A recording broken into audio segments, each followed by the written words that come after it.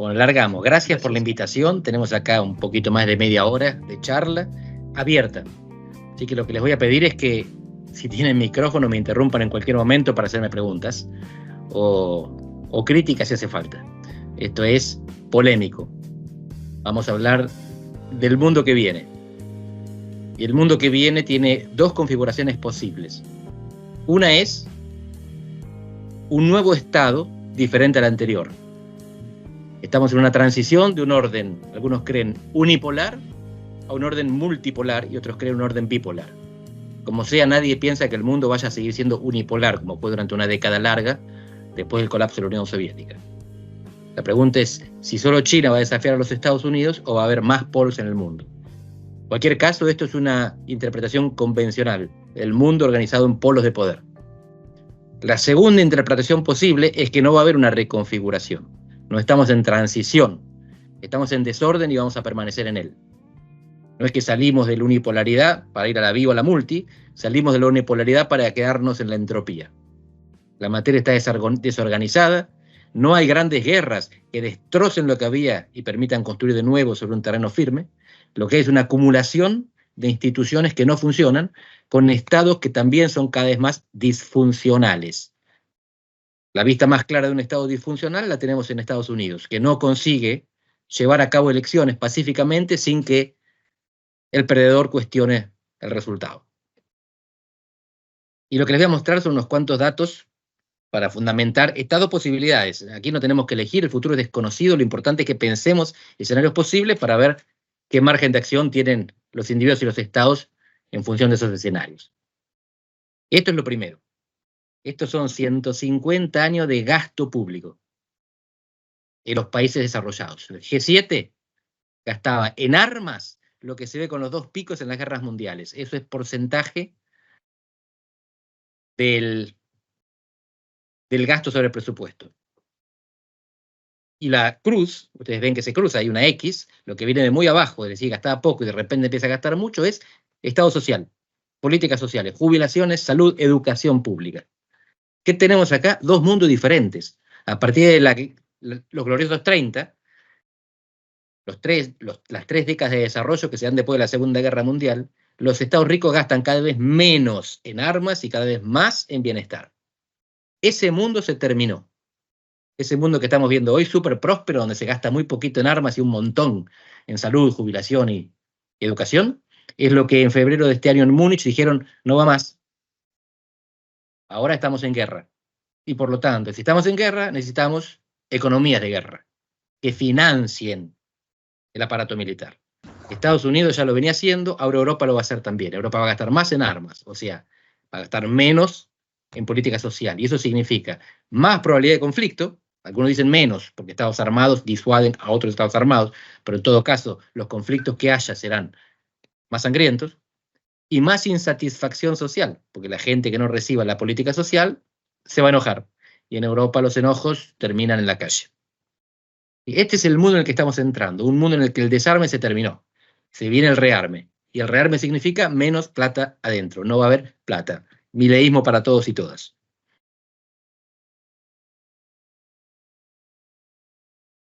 Esto surge sobre todo de la guerra en Ucrania.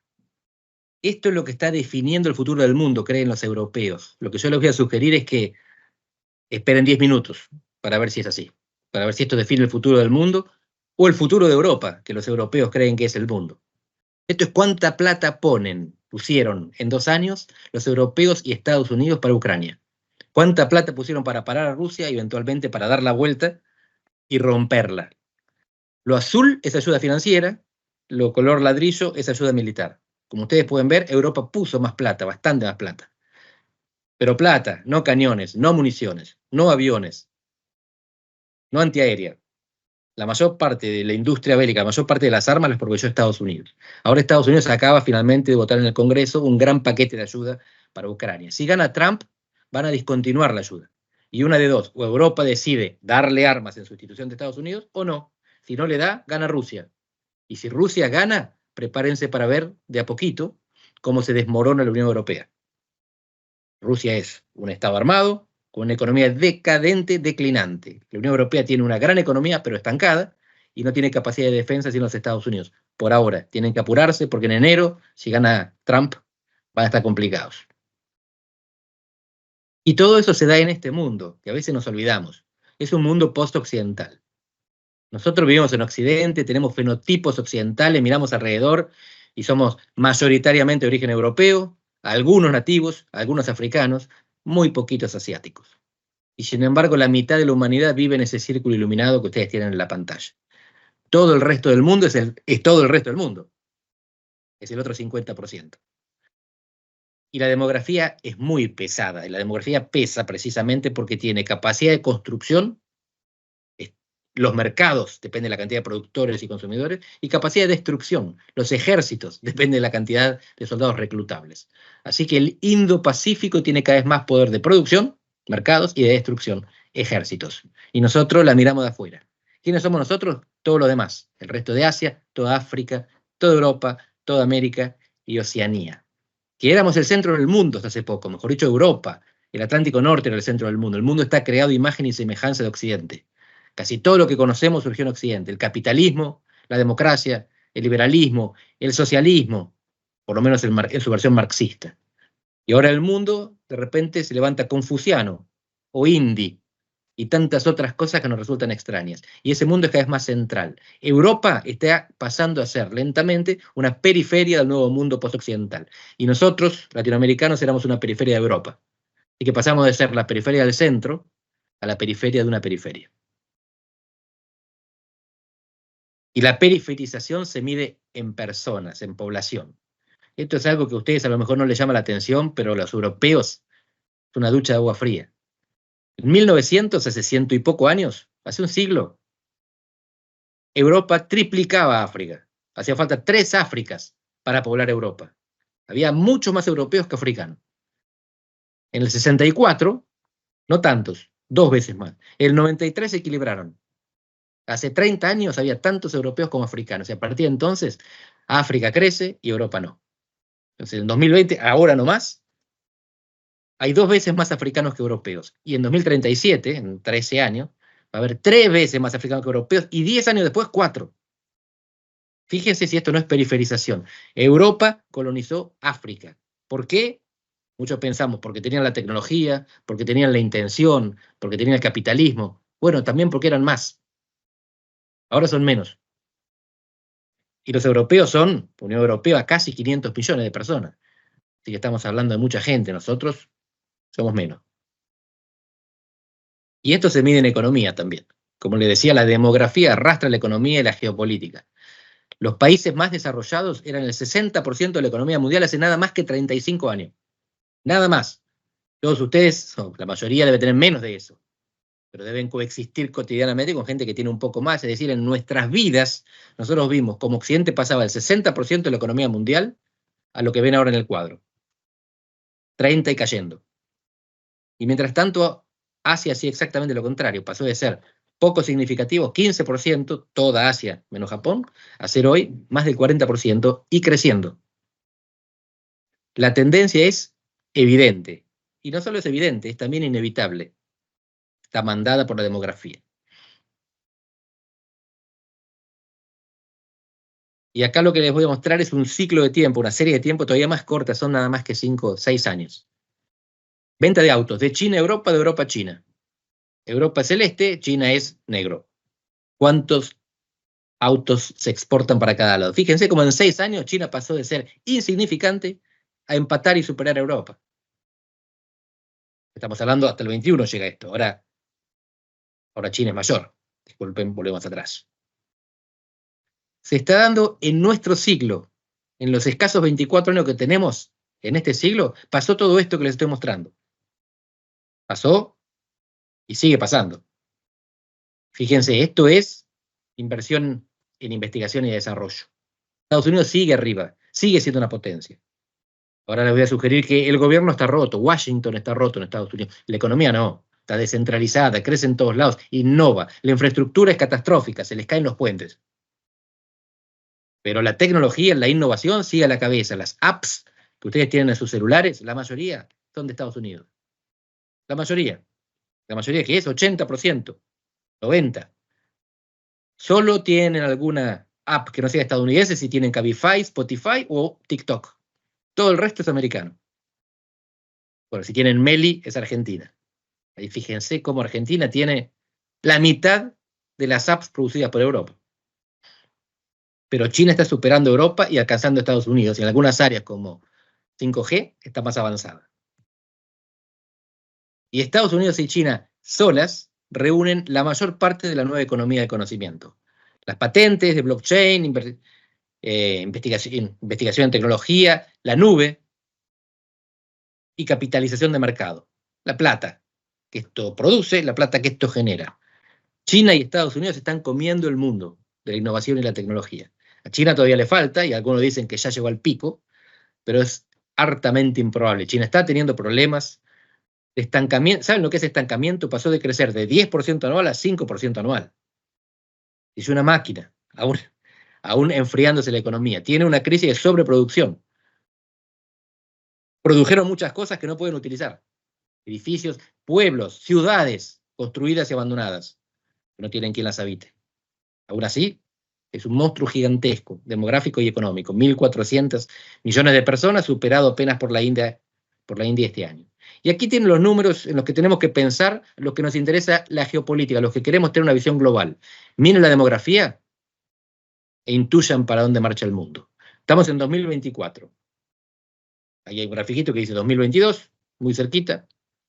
Europa ya está declinando demográficamente. Europa, Rusia, Japón, no solo Europa, pero sobre todo Europa. América está llegando al pico, toda ella, contando Canadá y Estados Unidos que siguen creciendo. Pero fíjense que Asia está lejos, lejísimo de nosotros.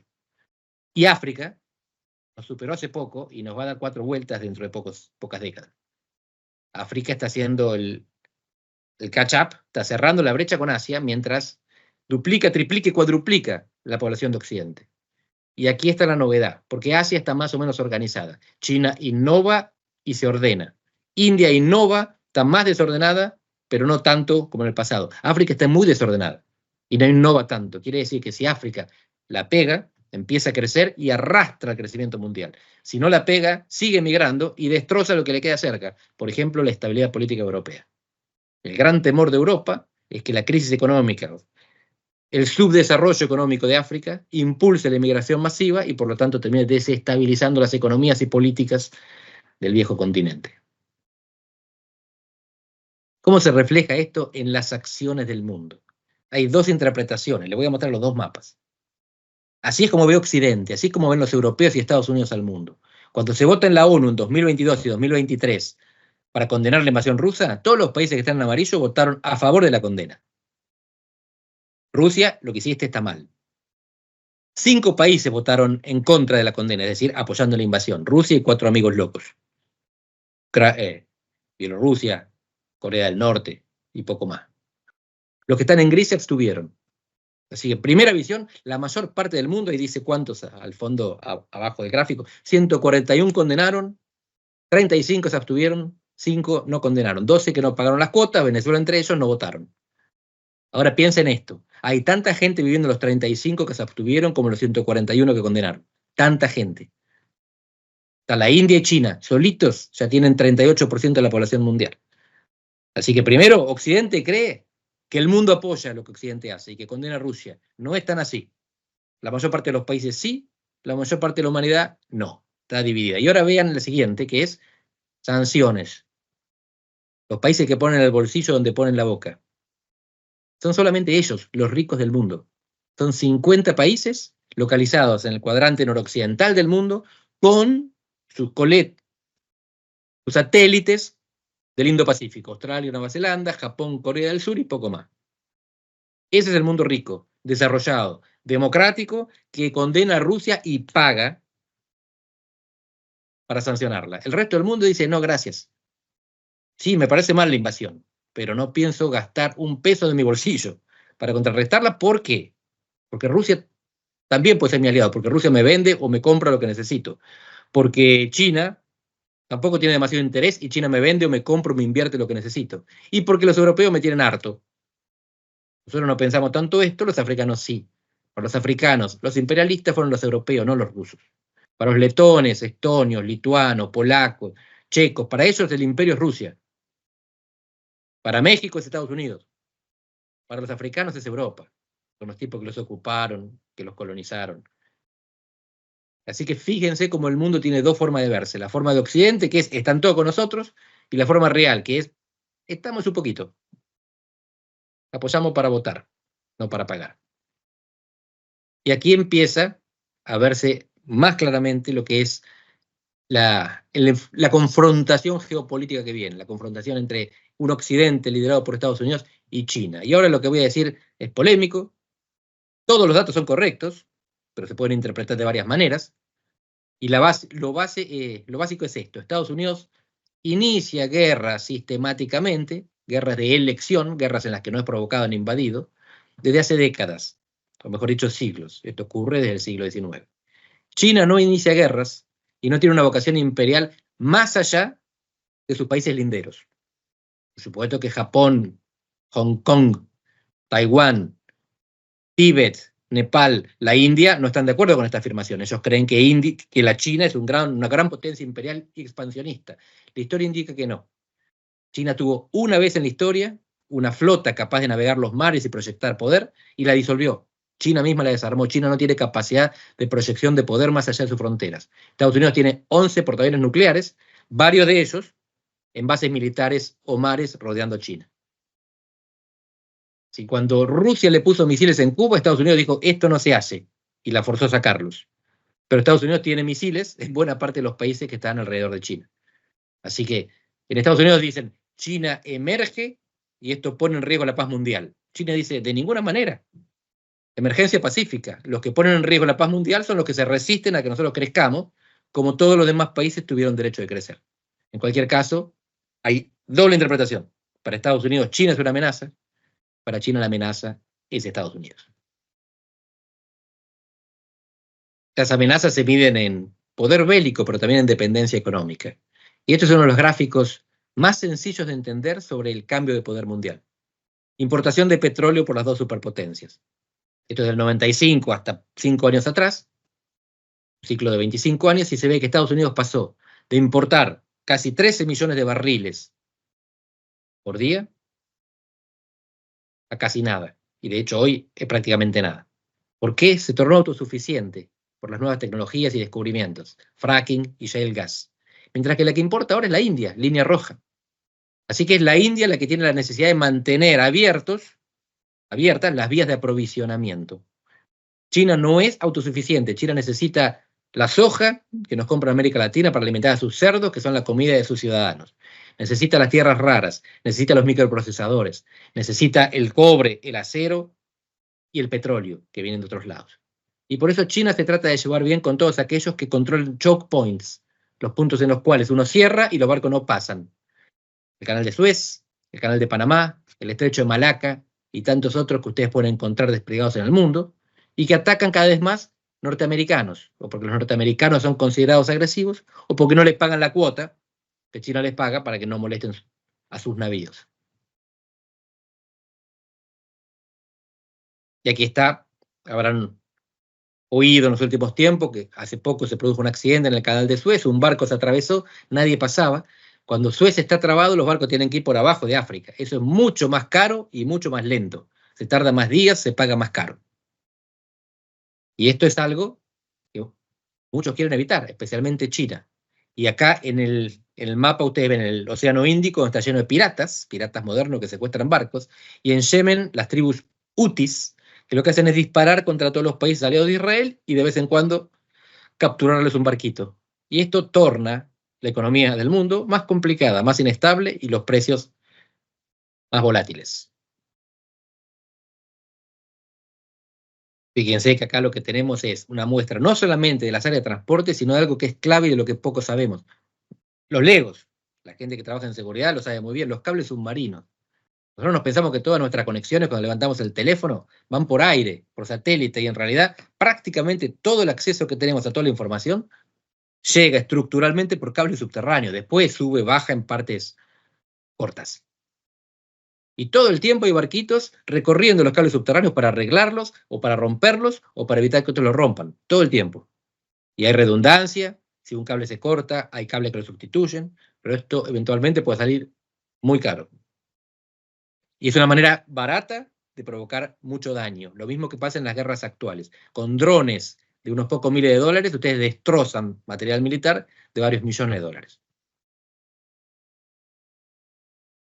Pasamos al siguiente conflicto. Hasta ahora les mostré el conflicto ucraniano, que depende del financiamiento americano, el conflicto del Mar del Sur de China, que se está generando entre la proyección china en su región y la contención americana, y esta es la guerra entre Israel y Hamás.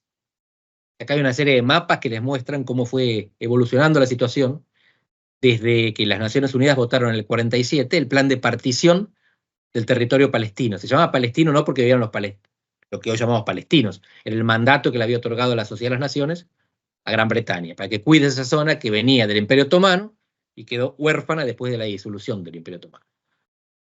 Y acá lo que tenemos es un conflicto intratable, porque ninguna de las partes acepta las condiciones de la otra, y que además tiene un alto potencial de escalada. En realidad, alto era hasta hace poco. Ahora lo que estamos viendo es que Israel hace lo que quiere con los palestinos de Gaza, y los demás países árabes levantan el dedito y no mueven un dedo. ¿Por qué? Primero, porque nadie quiere recibir a los palestinos. Segundo, porque todos le tienen temor a los terroristas que funcionan por ahí, financiados por Irán.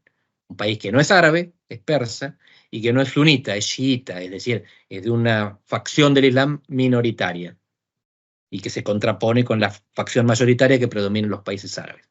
Así que tenemos acá una ensalada interna que solo puede entender el que haya militado en radicalismo, pero es un escenario muy complejo y mucho más peligroso que militar en el radicalismo. Y todo eso deriva de la demografía. Lo que les estoy mostrando es difícil de digerir, hay mucha información ahí. En realidad lo que muestra es cómo en un siglo los números de población se fueron al diablo de manera inimaginable. Numerito nomás, todo el Imperio Otomano hace un siglo y 10 años tenía 20 millones de personas. El Imperio Otomano cubría todos estos países que están acá, Siria, Líbano, Jordania, Irak, la actual Palestina. Bueno, Siria pasó de tener casi 2 millones a 20. El Líbano de menos de 1 millón a 5. Jordania de 100.000 a 11 millones. Irak de menos de 3 a 44 millones. Judíos en el mundo, hace un siglo había 14 millones, hoy hay 15 millones. Esa es la desproporción generada por el Holocausto y por el crecimiento que tienen los pueblos menos desarrollados. Los menos desarrollados crecen más, los que llegan a ricos crecen menos, tienen menos hijos. Así que tenemos un desbalance geográfico que no está, en general, en los libros actuales, ni en las cabezas de los decisores que están afuera de la región. Por la región esto es muy claro. Demography is destiny. Y esto es muy complicado. Los que alguna vez fueron un grupo representativo demográficamente hoy son un grupo minoritario. Y los otros dicen, nosotros somos cientos de millones, ¿qué hacen ustedes? Unos pocos gatos queriendo tener un territorio que nosotros consideramos nuestro. En todo caso, esto para mostrarles que no hay solución interna. La crisis de Medio Oriente puede transbordar al resto del mundo, pero no se arregla en Medio Oriente. La arregla el mundo, no la arregla nadie. El mundo es Estados Unidos y punto. Los únicos que pueden forzar a la vez a Israel y a Palestina y financiar una solución impuesta por ellos. Hace falta un tercero que arbitre en el conflicto entre dos, nunca va a haber acuerdo. Hace falta un referee. Y acá entra América Latina, en realidad no entra acá, pero la hacemos entrar. Porque hasta ahora no les mencioné América Latina en la geopolítica del mundo porque no le importa a nadie América Latina en la geopolítica del mundo. Somos un continente geopolíticamente estable e irrelevante. Estable porque nuestras fronteras están fijas y nuestros países sobreviven. ¿Qué quiere decir que sobreviven? Lo damos por hecho. Pero la Unión Soviética también era un hecho. Y Yugoslavia también. Y hoy no existe más Unión Soviética, terminaron 15 repúblicas independientes, ni Yugoslavia, terminaron 7, incluyendo a Kosovo. Así que Europa está llena de países que no existían y ahora existen, o países que existen y van a dejar de existir. Nosotros no sabemos si España existirá con Cataluña, con el País Vasco dentro de 20 años, o Gran Bretaña con Escocia, y tantos otros separatismos. En América Latina no hay. Lo que hay en América Latina es producción de alimentos, geoeconomía, no geopolítica. Somos un continente que importa un poquitito porque alimenta o produce energía para un mundo que está hambriento de alimentos y de energía. Esta es nuestra importancia, es económica, no es geopolítica.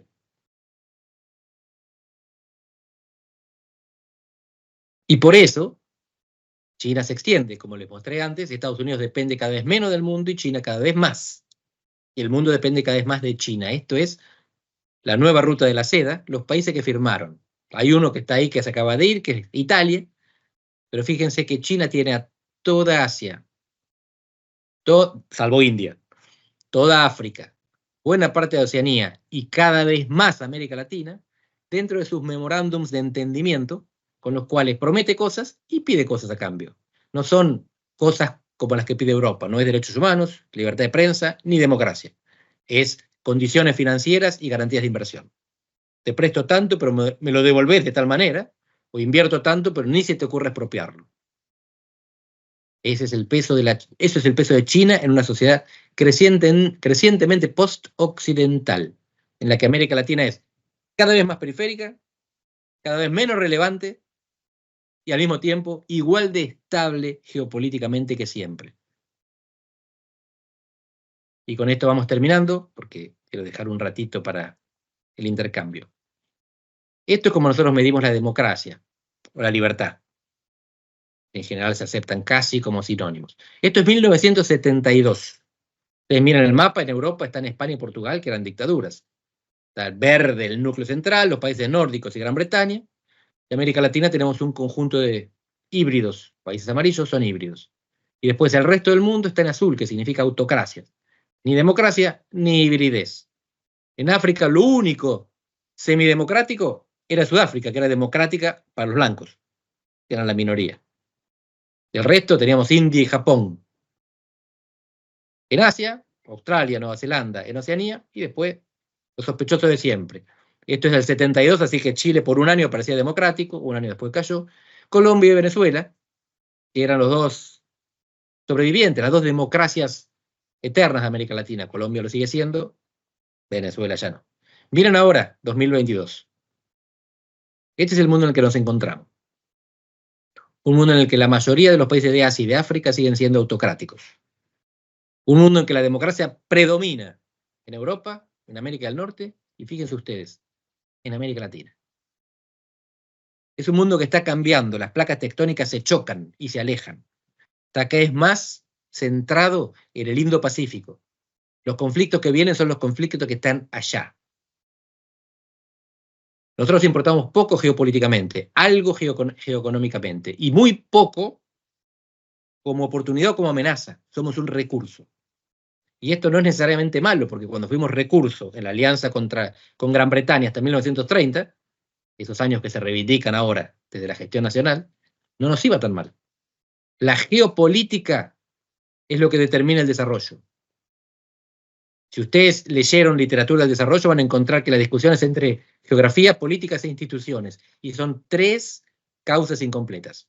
Los países desarrollados son aquellos que fueron pioneros, Gran Bretaña, después Holanda, Francia y Alemania, aquellos que fueron herederos, Estados Unidos, Canadá, Australia, Nueva Zelanda, y aquellos que fueron considerados estratégicos, aquellos que los pioneros decidieron, me importan, los voy a desarrollar porque me sirven a mí, como mercado, como recurso o como garantía de estabilidad.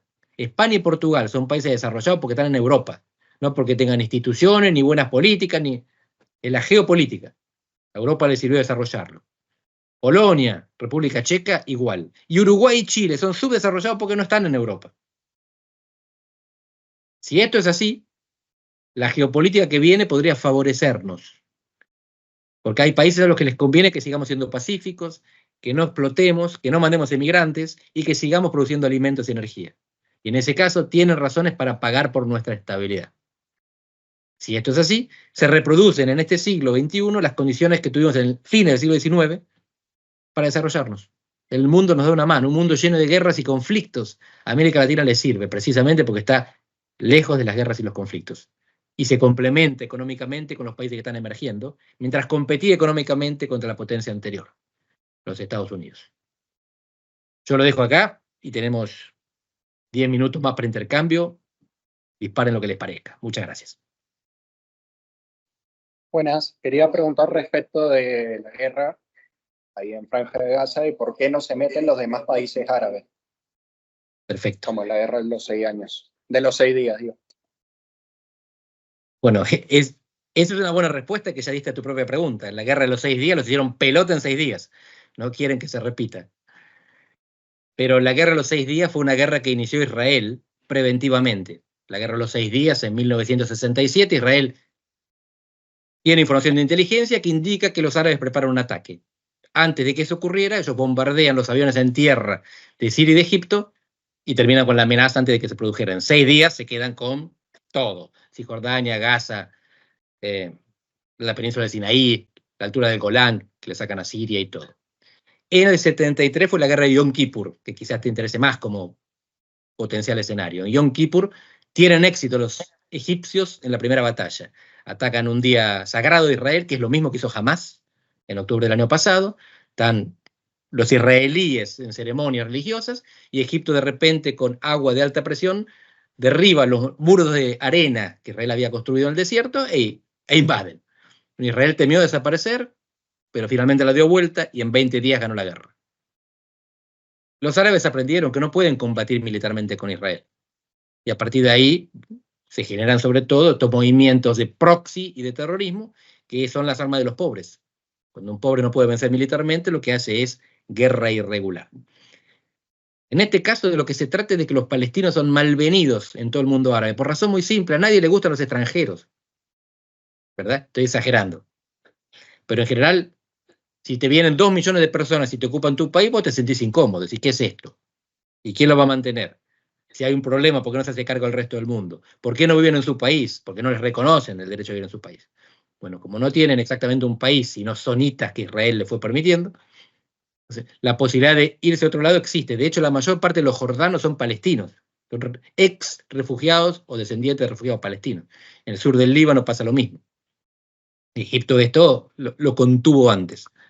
Entonces, primero, nadie quiere hacerse cargo de los palestinos. Todos quieren que los palestinos vivan en Palestina y eventualmente que tengan un Estado propio, no que emigren para el de cada uno. Y segundo, que el terrorismo, financiado por Irán, como les contaba antes, es un factor de incomodidad y desestabilización para todos los regímenes árabes. Si ustedes caminan la calle árabe, van a Egipto, Túnez, Marruecos, Jordania y hablan con la gente les va a decir, nosotros bancamos a los palestinos. Todos los árabes somos hermanos. El problema es que con nuestro gobierno no nos dan bola. No, eso es lo que está pasando. Los gobiernos son cuidadosos de que no les venga la inmigración y el terrorismo. Los pueblos bancan a aquellos que son parecidos. ¿Qué es lo que va a pasar? Es difícil saber, pero todas las escaladas posibles son con proxies de Irán. Todas las cosas malas que pueden pasar, nadie piensa que sea porque un país árabe se va a poner de punta contra Israel. Es Hamás, que es una facción dentro de Palestina, es Hezbollah, que es una facción dentro del Líbano, es Siria, que está controlada por una facción aliada de Irán, o son los hutis, que es una tribu facciosa que gobierna Yemen, también una parte, aliada de Irán. Así que todo lo que tenemos son proxies. Cuando Irán se enojó porque Israel le mató un par de generales en Damasco, bombardeó avisando, le tiró unos chasquibum. Entonces Israel también tiró unos chasquibum y quedaron a mano. Primer ataque directo, desembosado entre Israel e Irán. No quieren pegarse entre ellos. No quieren una guerra convencional de tanques y misiles. Lo que quieren es arreglar sus problemas con los que les causan problemas, con los revoltosos. Así que, salvo que haya un error de cálculo, la guerra se va a mantener así, irregular. No va a ser una confrontación militar entre estados. Si se da la confrontación militar entre estados, prepárense para no escuchar chasquibum, sino explosiones en serio. ¿Preguntas?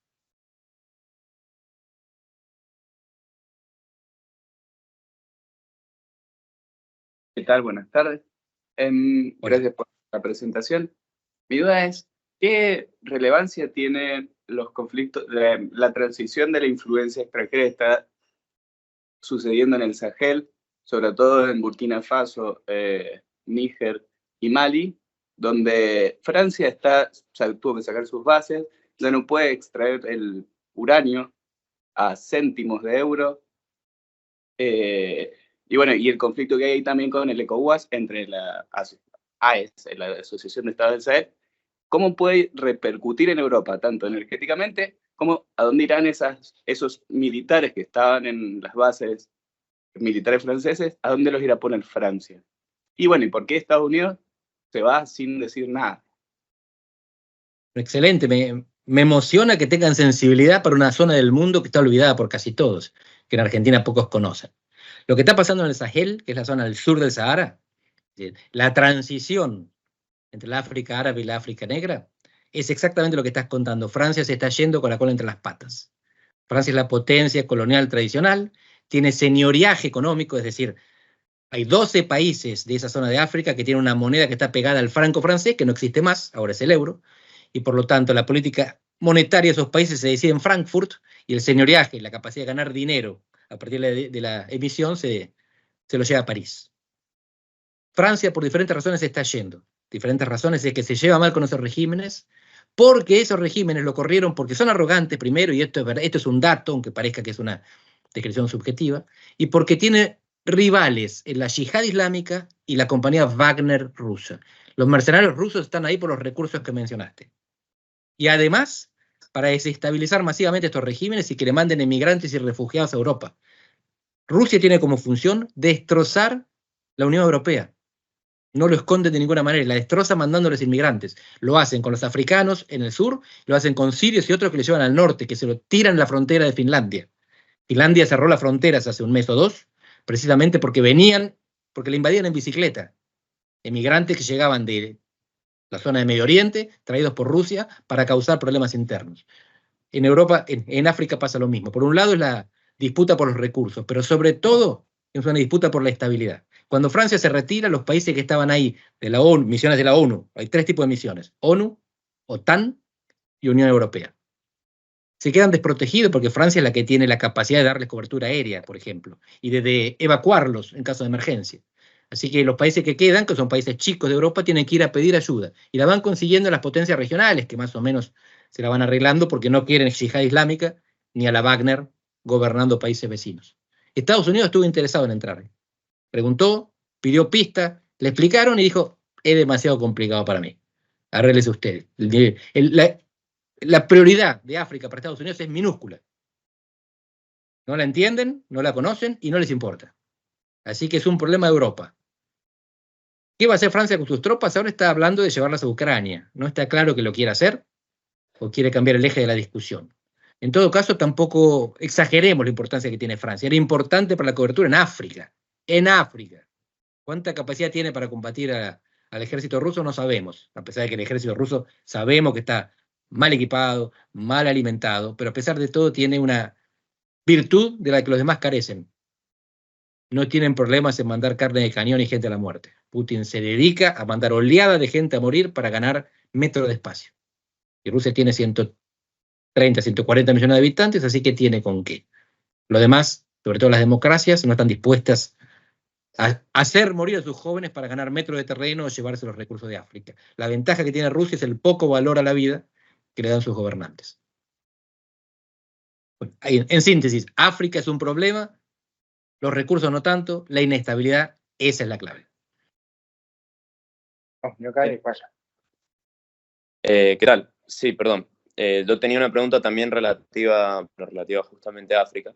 Quería saber qué pasaba con esta retirada francesa con los gobiernos africanos que todavía mantienen una postura relativamente pro-europea, pro-francesa, como es el caso de Ruanda, y al respecto, ¿qué puede pasar a nivel económico con África con el expansionismo chino en las economías africanas? Y sobre todo si esto, porque por supuesto que si continúan las cosas como van, los países africanos se ven sometidos a una situación de vasallaje y en todo caso, de subordinación a China. Pero lo que me interesa saber es si esto tiene potencialidad de volverse una fuente de desarrollo para las economías africanas, para la industrialización, o si va a tender a un mayor subdesarrollo del que ya hay.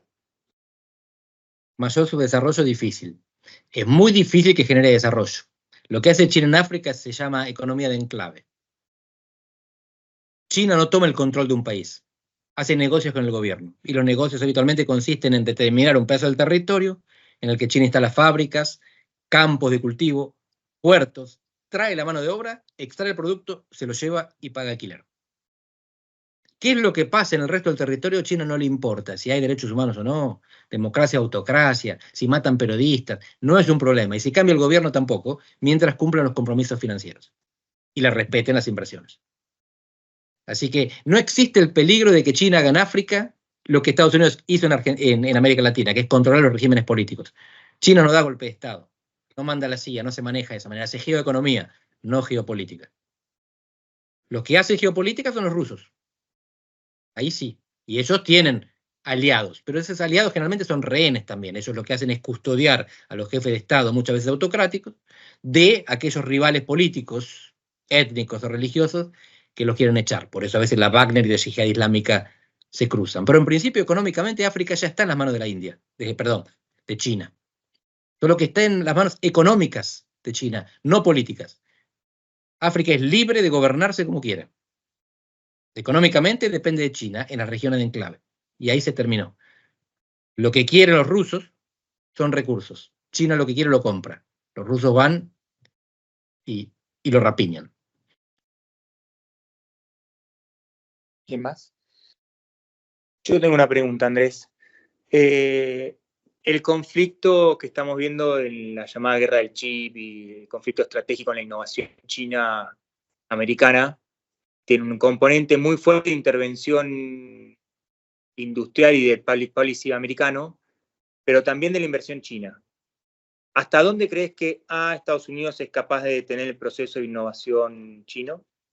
Y B, ¿hasta dónde crees que es en respuesta a las políticas internacionales de Xi Jinping? O si Xi Jinping es parte indisoluble del problema y cambiando a Xi Jinping, ¿eso frenaría o ya es una cuestión más estratégica? Gracias, Nico. Es una gran pregunta. Si los conflictos en el mundo son estructurales o agenciales. Si cambiando una persona resolvemos el problema o el problema está más allá de la persona.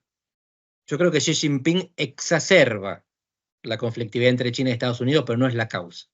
La causa es estructural.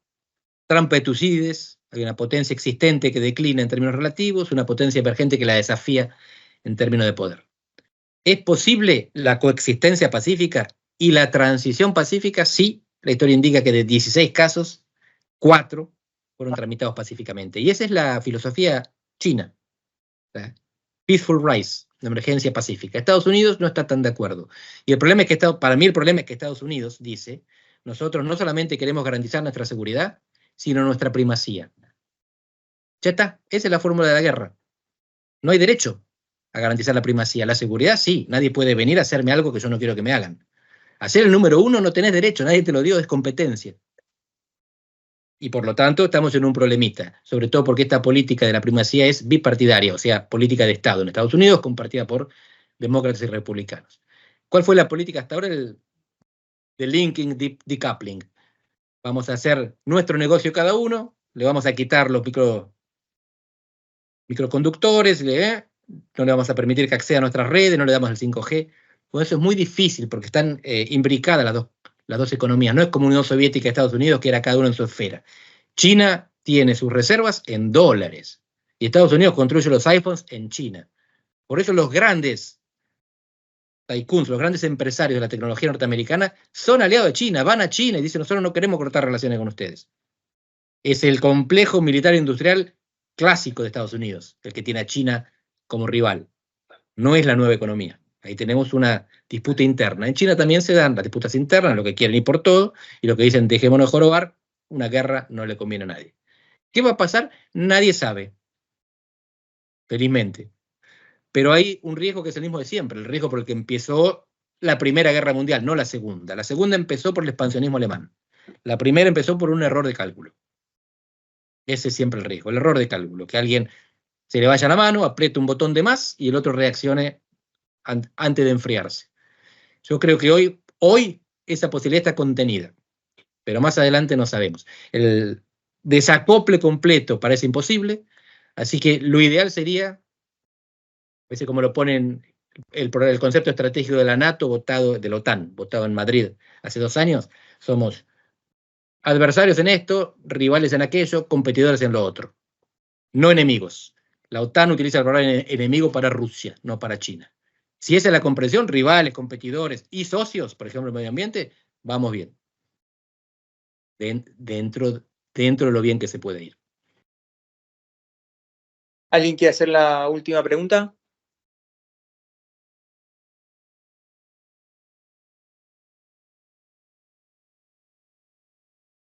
Hola, buenas tardes. Con respecto al conflicto de Israel y Palestina, mi pregunta era si, considerando que es un conflicto milenario, si hay ya una especie de vocación de extinción entre ambas partes. Entre minorías de ambas partes, sin ninguna duda. Jamás quiere acabar con el Estado de Israel, y unos cuantos miembros de la coalición del gobierno de Netanyahu quieren acabar con los palestinos. Si no es físicamente, por lo menos que sea desplazándolos a otro lugar. Esos son los israelíes y los judíos que hablan de Judea y Samaria, por ejemplo, que son los términos bíblicos con los cuales se define la actual Cisjordania, o sea, el territorio palestino reconocido por Naciones Unidas. No son mayoría, ni entre los palestinos ni entre los israelíes, pero condicionan a sus gobiernos. Hoy esa posibilidad no existe. Los árabes no tienen la bomba atómica, Israel la tiene, pero no lo va a utilizar tan cerca de casa. Lo que hay es otra cosa. Lo que tenemos en este momento están tornando invivible las condiciones en las cuales los palestinos de Gaza sobrevivían. ¿Invivible significa que se van a morir? Muchos sí. ¿Que van a exiliarse, que se van a ir del país? Muy difícil, porque nadie los quiere. Si ustedes miran, Gaza tiene dos fronteras, Israel y Egipto, y la de Egipto está tan cerrada como la de Israel. Así que sí, de los dos lados hay gente que quiere que el otro desaparezca y se extinga. No, en ninguno de los dos lados es mayoritaria, pero en ambos casos influyen fuertemente sobre las decisiones de las autoridades políticas. Así que estamos en una trampa de la cual no se sale sin una imposición externa.